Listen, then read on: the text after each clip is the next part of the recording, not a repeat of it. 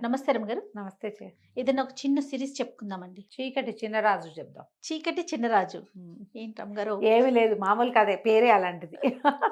చీకటి కోడల్లాగా ఉన్నాయి. ఆ, 16 రాత్రులు అనగానే మీరు ఒకటి ఎక్స్పెక్ట్ ఆ! చేశారు కదా. అదే గదే. భలే సీరీసులు రమగారు అవి. 16 రాత్రులు, అపూర్వ చింతామణి, ఆ! సూపర్ అవి. ఒక ఊపు ఊపేసినాయి. ఎవరెవరు చూడలేదో వాళ్ళందరూ మళ్ళీ చూడండి. మళ్ళీ చూడండి. అవును, ఖచ్చితంగా కొత్తగా వచ్చిన వాళ్ళంతా కూడా ఆడియన్స్ ఉమ్, డెఫినెట్‌గా చూడాలండి. సరే, 'చీకటి చిన్నరాజు' ఎవడు వాడు? ఏమిటి కథ? చెప్దాం. పూర్వం కళ్యాణి రాజ్యానికి ధర్మపాలుడు అని ఒక రాజుగారు ఉండేవాడు. హుహు. ఆయన భార్య మణిమాల. చాలా కాలం సంతానం లేదట. అయితే ఒకనాడు ఈయన వేటకెళ్ళాడు. వేటకెళ్తే కొంచెము వేట ప్రోగ్రాం అంతా హడావిడిగా ముగుస్తూ ఉండగా ఈయన కొంచెం పక్కకి వెళ్ళిపోయాడు సైన్యం నుంచి. మామూలుగా వేటకి వాటికి ఎట్లా వెళ్తారు, గుంపు ఉంటారు రాజుగారి హ్మ్. వెనుక. హ్మ్. దేన్నో చూసి వేట తమకం. వేట ఏంటంటే అదొక పిచ్చ కింద ఉంటుందన్నమాట. ఏదైనా కనపడింది అనుకో దాని వెనకాల పరిగెడతారు. వెనకాల ఎవరైనా వస్తున్నారు రావట్లేదు చూసుకోరు. అవును. అది చూసుకొని తనంతో ఈయన ఎక్కడికో వెళ్ళిపోయాడు అడవి మధ్యలోకి. వెళ్ళిపోతే ఈ అడవి మధ్యలో ఇంకా పులి దాడి చేసేసింది ఈయన మీదకి, వెనక్కి తిరిగేసింది. ఆ సమయంలో ఏమైంది, ఈయన బాణం వదిలేసరికల్లా ఈయన కంటే ముందే ఇంకో బాణం తగిలింది ఆ పులికి. అది ఎవరా అని చూస్తే దూరంగా ఒక చోట నిలబడి ఉన్న ఒక ధానుష్కుడు ఒకడు బాణం వేస్తూ కనపడ్డాడు. సరే వెళ్ళి చూసేసరికల్లా ఆమె ఒక స్త్రీ. రాజుగారి ప్రాణాలు కాపాడింది. ఆవిడ సౌందర్యవతి, యవ్వనవతి, ఒంటరిది. ఓ. రాజుగారు ఎవరు ఏమిటి అని కనుక్కుంటే అక్కడున్న శంబర రాజ్యానికి రాకుమార్తెని, మా అన్నయ్య మేము వేటకొచ్చాం, నేను కొంచెం యువతలకు వచ్చాను, మా వాళ్ళు వెనకాల ఉన్నారు, మీ ఇది కనపడింది, మీరు పులిని తరుముకుంటూ వచ్చారు, పులి మీ మీదకి దూకపోతుందని బాణం వేశాను అని చెప్పింది. ఆ అమ్మాయి పేరు సుమరేఖ. హుహు. ఆవిడ అన్నయ్య రాజవర్మ. ఈయన ఆవిడ సౌందర్యానికి పడిపోయాడు. ఓకే. ఆమెను వివాహం చేసుకుంటానని అడిగాడు. అడిగేసరికల్లా ఈవిడేమంది, ఇట్లా కనపడంగానే పెళ్లి చేసేసుకుంటారా అంటే, కాదు నేను వివాహితుడినే, నేను రాజు ఇంకో 2-3 పెళ్ళిళ్ళు చేసుకోవచ్చు, హ్మ్. నువ్వు నా ప్రాణాలు కాపాడావు, నీ సౌందర్యము నాకు నచ్చిందని ఆవిడ్ని తెచ్చుకున్నాడు. తీసుకొచ్చాడు తనతో పాటు. తీసుకొచ్చి పెళ్లి చేసుకున్నాడు. ఆ కాలంలో ఇది మామూలే కాబట్టి రాణిగారు ఏమనల. ఓకే. చాలా కాలం సంతానం లేరు, ఈవిడికి పిల్లలు పుడతారని ఊహించారు. ఈవిడ ఒక మాధవి అని ఒక మనిషిని అరేంజ్ చేసుకుంది. క్రమంగా పెత్తనం అంతా చేజెక్కించుకుంది బాగా. మణిమాలాదేవి ప్రశాంతంగా నిశ్శబ్దంగా ఉండేది. ఇంతలో ఒక కొత్త వార్త వచ్చింది. ఏమిటంటే ఇంతకాలం పిల్లలు లేని మణిమాలాదేవి గర్భవతి అయింది అని. ఓ. ఇప్పుడు వీళ్ళకి తట్టింది, ఈ సుమరేఖకి ఆమె అన్నయ్యకి. ఇప్పుడు రాణిగారికి అంగరంగ వైభవంగా సీమంతం చేస్తారు. పొద్దున ఆవిడ కుమారుడు పుడితే వాడు రాజు అవుతాడు. అంతే. ఇప్పుడు రాణిగా రాజుగారి ప్రేయసే సుమరేఖ.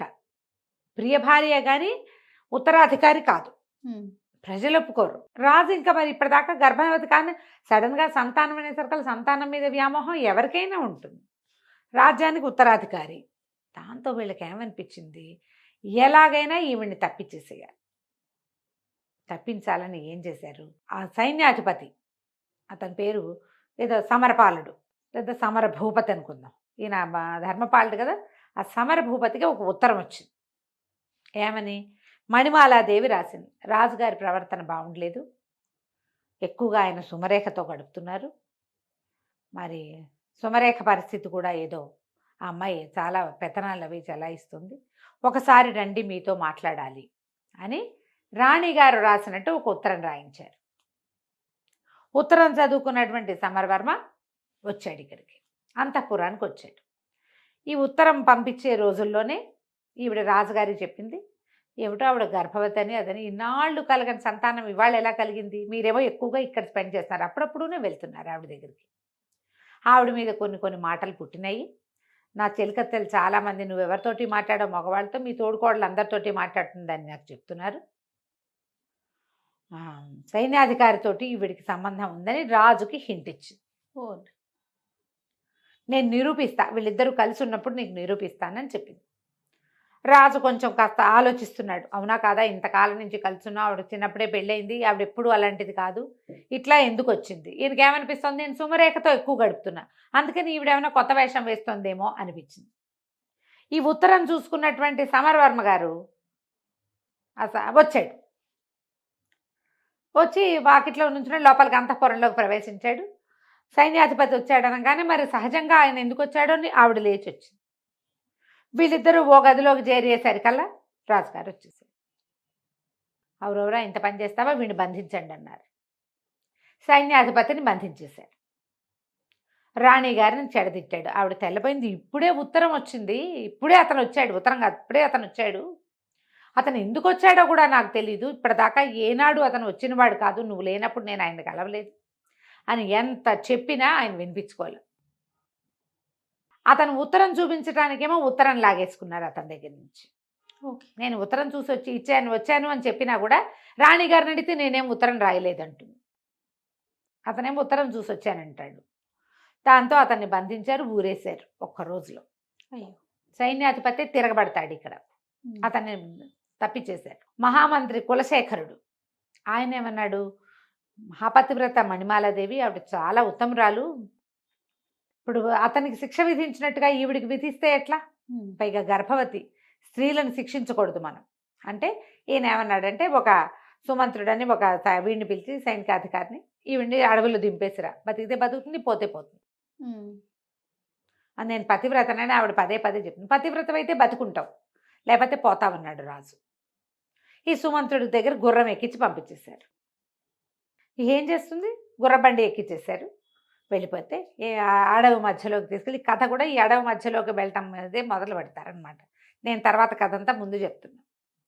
అడవి మధ్యలోకి వెళ్ళి ఇక్కడ ఎక్కడో చోట వదిలిపెట్టమన్నారమ్మా, ఇక్కడ దింపుతానంటే ఆవిడ బతిమలాడుతుంది, ఆయన నీ పుణ్యం ఉంటుంది, నీకు నేను తెలుసు, సైన్యాధిపతి తెలుసు, ఇట్లా ఎందుకు జరిగింది అనేది నాకు అర్థమే కావటాన్ని నా ఊహకు అందటం లేదు, ఇక్కడ నన్ను దింపద్దు ఈ నట్టడవిలో, ఈ అడవి చివర మా గురువుగారి ఆశ్రమం ఉంది, అక్కడ వదిలిపెట్టు అని చెప్పేసరికి ఇతను ఏం చేస్తాడు మరి, ఏం చేయాలి, గర్భవతి రాణిగారు, రాజుగారు ఆజ్ఞ ఉంటే మాత్రం సరే. ఇతను ఏం చేశాడు, అడవి మధ్యలో వదిలిపెట్టమన్న మాటని మింగేసి అడవి చివరి దాకా తీసుకెళ్ళాడు. అక్కడ ఒక ఋష్యాశ్రమం ఉంది.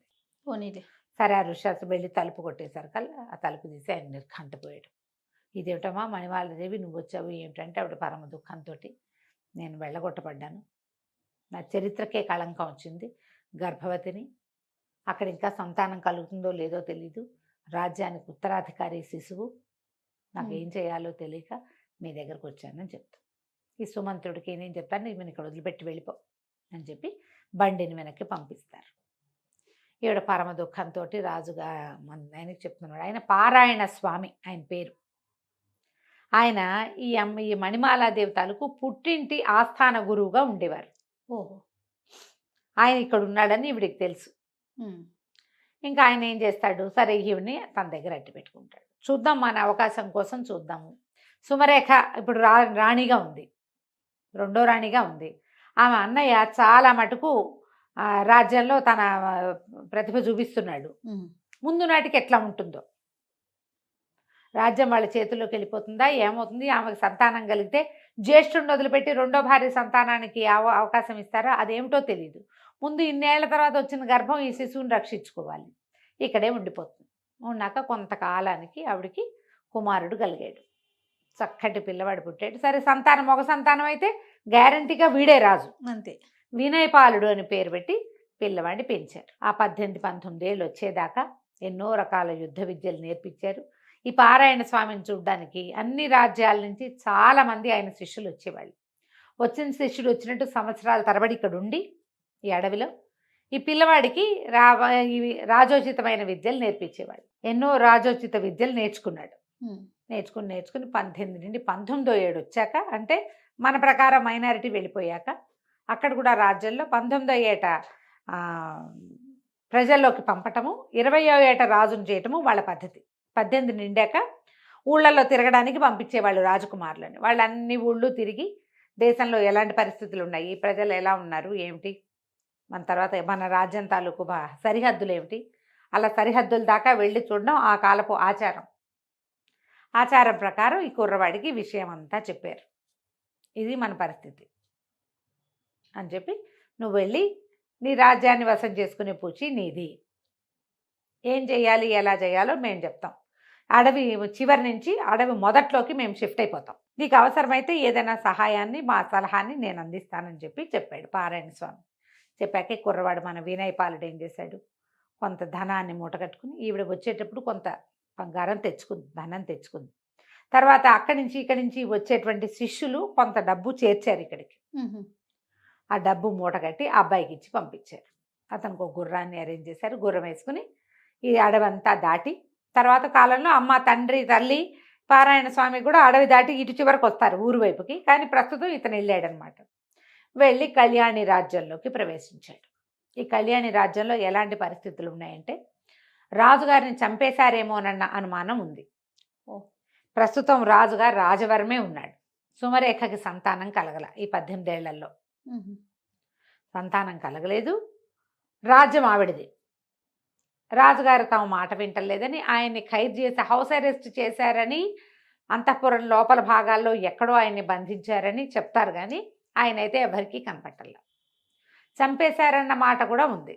ఓకే, చంపేశారో బతికుంచి ఉంచారో అది ఇంకా తెలియదు. అది కూడా ఈ అబ్బాయి కనుక్కోవాలి. సరే, ఇతను ఏం చేశాడు, వెళ్ళి ఒక పేదరాశి పెద్దమ్మ ఇంట్లో చేరాడు. ఆవిడకి ఏం చెప్పాడంటే, ఆవిడ బాగా పాత రోజుల్లో బాగానే ఉండేది. ఇప్పుడు ఆవిడ దగ్గర ఏం లేదు, బయట నుంచి వచ్చే జనాలు కూడా ఎవరు లేరు. పెద్దమ్మ, సరుకులన్నీ తెచ్చి పడేస్తా, నాకు వండి పెట్టు, నువ్వు కూడా హాయిగా తిను,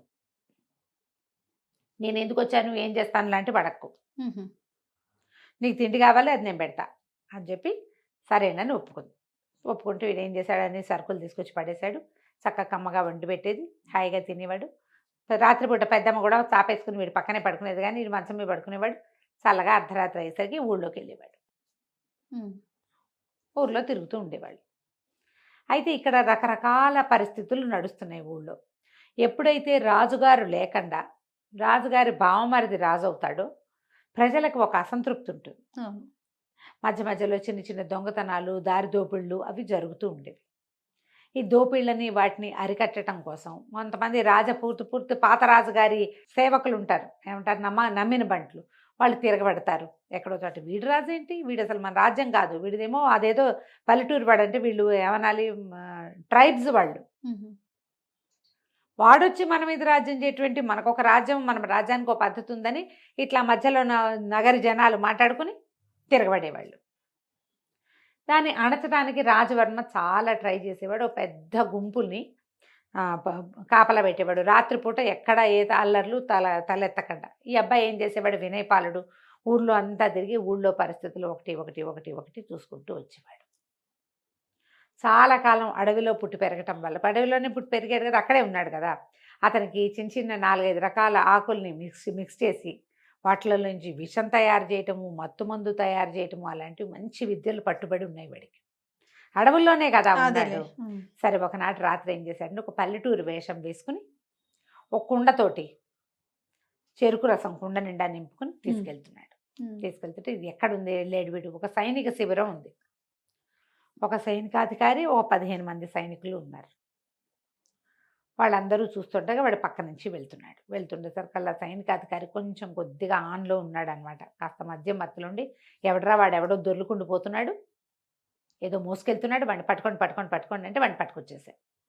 ఎవరు నువ్వు, ఎక్కడికి వెళ్తున్నావు ఏంటంటే, అయ్యా నా పేరు చీకటి చిన్నరాజు అండి, మరి మన పక్క సందులో శెట్టి గారి అమ్మాయి పెళ్ళయింది కదా, వాళ్ళ పెళ్లి వాళ్ళు పై సందులో పెట్టి ఉన్నారండి, మరి అల్లుడు గారి స్నేహితులందరికీ చెరుకు రసం కావాలని అడిగారు, ఇప్పుడే చెరుకు రసం వచ్చిందండి, సాయంకాలం నుంచి అడుగుతుంటే మాకు దొరకలేదు, ఇప్పుడే దొరికింది, ఇచ్చిరమ్మన్నారండి, అది పుచ్చుకుని వెళ్తున్నాను అన్నాడు. అనేసరికి చెరుకు రసం అనగానే ప్రతి వాళ్ళకి ఏది చూపించు అని తీశారు. బాబోయ్, నా రసం నా కుండ లాగేసుకుంటే ఎలాగండి, వాళ్ళు ఒప్పుకోరండి అంటే, కుండ నిండా వేరేది పోసిస్తాం మేము అన్నారు. అంటే కాదండి శెట్టి గారు ఒప్పుకోరండి, నేను వదలనండి కుండ అన్నాడు. ఒక నెత్తి మీద ముట్టుకే పెట్టి కుండ లాక్కున్నారు. లాక్కుని, వెధవా నువ్వు దుర్మార్గుడివి, కంపు సారా ఏదో మోసుకెళ్తున్నావు, నువ్వు సారా ఇక్కడి నుంచి అక్కడికి ఇల్లు మారుస్తున్నావు, నువ్వేమంటారు దాన్ని స్మగ్లింగ్ చేస్తున్నావు అని చెప్పి ఆ నేరం మీద నేను అరెస్ట్ చేస్తామని బెదిరించి అందరూ తలా ఒక గ్లాసు పుచ్చుకున్నారు. చెరుకు రసం రుచిగా ఉండి పెద్ద అధికారి 2 గ్లాసులు పుచ్చుకున్నాడు. కుండ ఖాళీ అయిపోయింది, అంత బాణ అది ఖాళీ అయిపోతే దాని నిండా కంపు సారా పోసి పెట్టండి, వీడు అది పట్టుకెళ్తున్నాడు రాసేదా, వీడు తెచ్చిన జ్యూస్ అంతా తాగేశారు. కంపు సారా పోయమన్నారు, అందులో కంపు కొడుతున్న ఒక పాతకాలపు పులిసిపోయిన సారా పోసేయమన్నారు. ఆ సారా తెచ్చి పోసే లోపలే తెచ్చేవాడు పడిపోయాడు మొదట. టకా టకా టకా చాప చుట్టల్లాగా 15 మంది సైనికులు బిళ్ళబీటుగా పడిపోయారు. అందరికంటే అధికంగా సేవించిన అధికారి గారు కుర్చీలో కూర్చోవాడు అదే పాళంగా పడ్డాడు. కుర్రాడు ఏం చేశాడు, మొత్తం అందరికీ టకా బట్టలు ఉడదేశాడు. బట్టలన్నీ మూటకట్టేశాడు. అక్కడి నుంచి పడితే వచ్చేటప్పుడు ఇది పెద్ద బానక అక్కడ ఒక చిన్న బాక్స్ లాంటిది భుజాన్ని చేతుకున్న సంచిలో తెచ్చాడు. అందులో ఏంది కాటిక మసి వీళ్ళందరి మొహాలకి పులిమేశాడు. అందరూ లాగులతోటే ఉన్నారు, ఏం లేవు. బట్టలకి అక్కడే ఉండి వేసుకుంటారు. బట్టలన్నీ మూట కట్టేసి అందరికీ చేతులు వెనక్కి పెట్టి కట్టేశాడు. ఆడ కూలబెట్టి అందరినీ లైన్గా కూర్చోబెట్టి వెళ్ళిపోయాడు. ఆ మత్తులో ఎవరేం చేస్తున్నారో వాళ్ళకి ఏం తెలీదు. వాళ్ళు ఏం చేశాడు, వెనకాల ప్రతి వాళ్ళకి మసితోటి చీకటి చిన్నరాజు అని రాశాడు. వెళ్ళిపోయాడు. ఈ బట్టల మూట మోసుకుంటూ వెళ్తుంటే ఏమనుకుంటారు, చాకళ్ళు వెళ్తున్నారు అనుకుంటారు. అక్కడ ఒకళ్ళిద్దరు సైనికులు కనపడ్డారు. కానీ బట్టలు మోసుకెళ్ళేవాడిని ఏమంటారు, తెల్లవారుజామున చెరువులకు మోసుకెళ్ళే వాళ్ళు ఎవరో పట్టుకుపోతున్నారు అనుకున్నారు. బట్టలన్నీ తీసుకెళ్ళిపోయి పేదరాశి పెద్ద ఇంట్లో దాచేసి పడుకున్నాడు వీడు మాట్లాడకుండా. ఓ 3-4 గంటలు నిద్రపోయి తెల్లారాక వచ్చేసాడు ఇక్కడికి మామూలు బట్టల్లో. ఇక అక్కడ ఏం జరిగిందో మనం వచ్చే భాగంలో విందాం. చాలా బాగుంది రమ్మగారు, ఇంట్రెస్టింగ్గా ఉంది. నమస్తే అండి. నమస్తే.